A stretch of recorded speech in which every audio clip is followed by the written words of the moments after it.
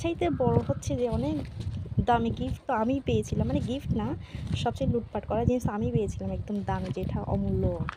এই যে এটা, তারপরে হচ্ছে যে এটা দুইটা। তার এখানে কি কি আছে একটু খুলি দাও, কি কি আছে দেখা একটু এখানে, পারবে?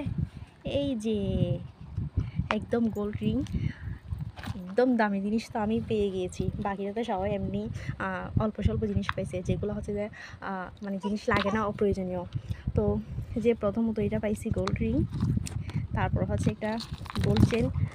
দেখছেন আমার কাছে কত কোটি টাকা জিনিস আছে। তারপর হচ্ছে আরেকটা গোল্ড রিং পাইছিলাম, এই যে দুইটা।